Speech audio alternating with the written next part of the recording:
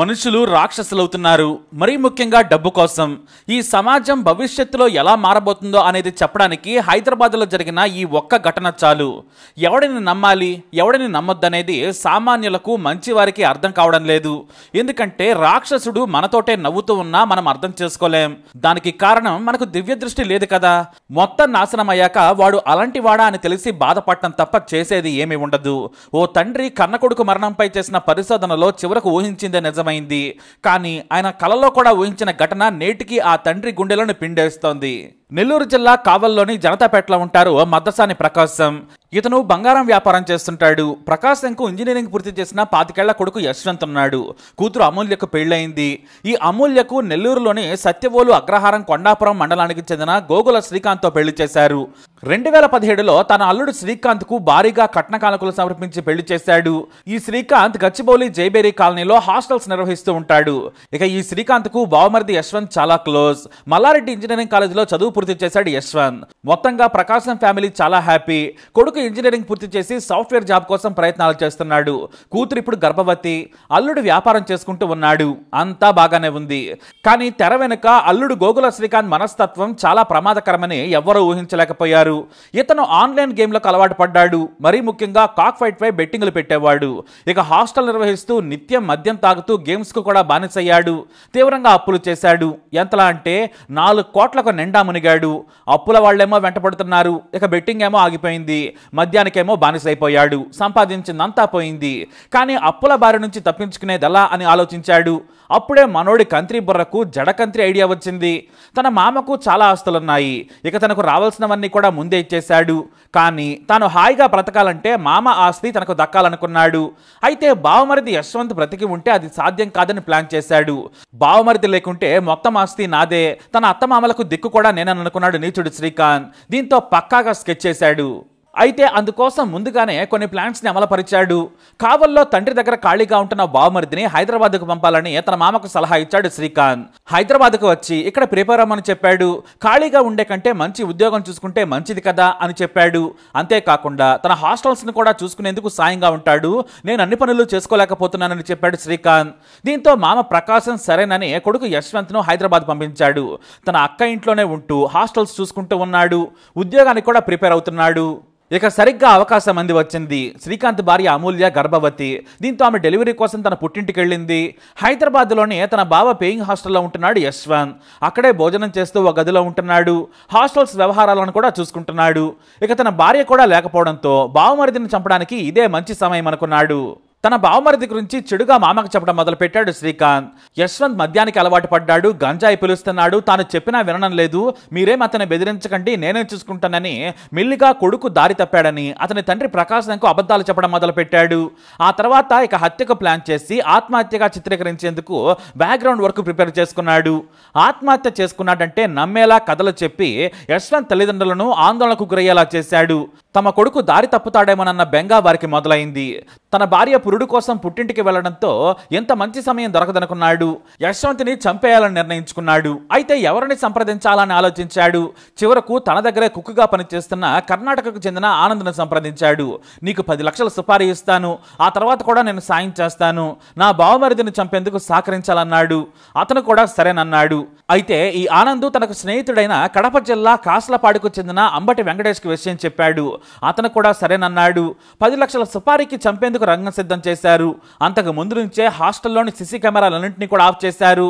September 2న అర్ధరాత్రి శ్రీకాంత్ పడుకున్న గదిలోకి రాత్రి 1 గంటకు వెళ్లారు. గాఢ నిద్రలో ఉన్న యశ్వంత్ మెడకు అతని అక్క చున్నీనే బిగించి ఊపిరాడకుండా చేశారు. కానీ 25 ఏళ్ల యశ్వంత్ బలంగానే పోరాడాడు. మెడ నుంచి చున్నీ తీసుకునేందుకు గట్టిగా పెనుగులాడాడు. ఈ క్రమంలో కాసేపు గట్టి పోరాటమే చేశాడు. కానీ 3 మనుషులు దారుణంగా చంపేశారు. ఆ తర్వాత అదే చున్నీతో ఫ్యాన్కు మృతదేహాన్ని వేలాడదీశారు. అలా యశ్వంత్ని చంపేశారు. ఇక కాసేపటి తర్వాత హంతకులిద్దరూ కిచెన్ లోకి వెళ్లిపోయాక గట్టిగా అరిచాడు శ్రీకాంత్. హాస్టల్లో ఉండే పక్కన ఉన్న 2 కుర్రాళ్లను పిలిచి మా బావమరిది ఆత్మహత్య చేసుకున్నాడని ఫ్యాన్కు ఉన్న మృతదేహాన్ని కిందకు దించేందుకు సాయం తీసుకున్నాడు. ఆ తర్వాత రోధిస్తూ రాత్రి 1 గంటకు తమ మామ ప్రకాశంకు కాల్ చేశాడు. యశ్వంత్ ఆత్మహత్య చేసుకున్నాడు. నేను బయటకు వచ్చేసరికి ఫ్యాన్ కు వేలాడుతూ ఉన్నాడు. పక్క గదుల్లో ఉండే పిల్లలతో కలిసి మృతదేహాన్ని కిందకు దించానని చెప్పాడు. దీంతో వాళ్ళు రోధించారు. అయితే ఇక్కడే చాలా తెలివిగా వ్యవహరించాడు చెప్పాడు శ్రీకాంత్. నేను పోలీసులకు ఫిర్యాదు చేయడం లేదు. హాస్టల్ గదిలో ఆత్మహత్య చేసుకున్నాడంటే పోలీసులు విచారణ పేరుతో సీజ్ చేస్తారు. నా వ్యాపారం దెబ్బతింటుందని చెప్పాడు శ్రీకాంత్. అల్లుడి జీవితాన్ని ఎందుకు నాశనం చెయ్యాలి అనుకున్న ప్రకాశం సరేనన్నాడు. మీరు కూడా పోలీసులకు ఫిర్యాదు చేయొద్దని చెప్పాడు. కుటుంబ సభ్యులు అందుకు ఒప్పుకున్నారు. రాత్రికి రాత్రే మృతదేహాన్ని అంబులెన్స్ లో కావలి తీసుకెళ్లాడు శ్రీకాంత్. అక్కడ అందరూ రోధించారు. అయితే ఆలస్యమైతే పోలీసులు వచ్చి పోస్ట్ మార్టం చేయాలంటారేమోనని అంత్యక్రియలు చేసేందుకు తొందర పెట్టాడు. ఇక ప్రకాశం కుటుంబ సభ్యుల ఆచారం ప్రకారం మృతదేహాన్ని పూడ్చిపెడతారు. కానీ శ్రీకాంత్ అలా చేయనివ్వలేదు. యశ్వంత్ను పూడ్చిపెడితే మనకు జ్ఞాపకాలు వెంటాడుతాయి. ఆ బాధ నుంచి మనం తట్టుకోవడం కష్టం. పదే పదే అక్కడికి వెళతాం కాబట్టి దహనం చేద్దామన్నాడు. బాధలో ఉన్న ప్రకాశం మీ ఇష్టమని చెప్పాడు. చివరకు 3వ తేదీనే దహన సంస్కారాలు చేయించాడు. పక్కాగా యశ్వంత్ అంత్యక్రియల వరకు అన్ని సినిమా స్క్రిప్ట్ కంటే బలంగా చేశాడు శ్రీకాంత్. కానీ మరంతైనా ప్రొఫెషనల్ కిల్లర్ కాదు కదా. కంగారుగా మాట్లాడటం, తన భార్యకు ఏదేదో చెప్పడం చేశాడు. అయితే అమూల్యకు తన తమ్ముడి శరీరంపై గాయాలు కనిపించాయి. వేలిగోళ్లు గీసుకుపోయాయి. మెడ చుట్టూ నల్లగా మారింది. గొంతు దగ్గర చర్మం చిట్లిపోయింది. కానీ ఉరేసుకున్నాడు కాబట్టి మెడ దగ్గర అలా గాయం ఉండొచ్చు అనుకుంది. కానీ మెడ చుట్టూ గోటి గాయాలు ఎందుకున్నాయి? చేతుల మీద కూడా గాయాలున్నాయి. మణికట్టు దగ్గర కూడా నల్లగా మారింది. కానీ బాధలో ఏం చేయాలో తెలియలేదు. మరోవైపు దగ్గర బంధువులు అంత్యక్రియల తర్వాత ప్రకాశంను నిలదీశారు. ఆత్మహత్య చేసుకుంటే ఎందుకు పోలీసులకు ఫిర్యాదు చేయలేదు? ఇప్పుడు డెత్ సర్టిఫికేట్ కావాలన్నా కూడా ఇబ్బందే కదా అని అన్నారు. ఏమీ మాట్లాడలేదు. 3 రోజులు గడిచిపోయాయి. హంతకుడు శ్రీకాంత్ మంచివాడిలా నటిస్తూ పిండ ప్రదానం నుంచి అన్ని కార్యక్రమాలు చేస్తున్నాడు. కానీ ఏదో ఆందోళన అతని మొహంలో ఉంది.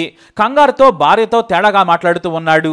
దీంతో భార్య అమూల్య తన తండ్రికి చెప్పింది, తమ్ముడు యశ్వంత్ మృతిపై నాకు అనుమానం ఉంది. శ్రీకాంత్ ప్రవర్తనలో మార్పు కనిపిస్తోంది. యశ్వంత్ చాలా సరదాగా ఉండే మనిషి.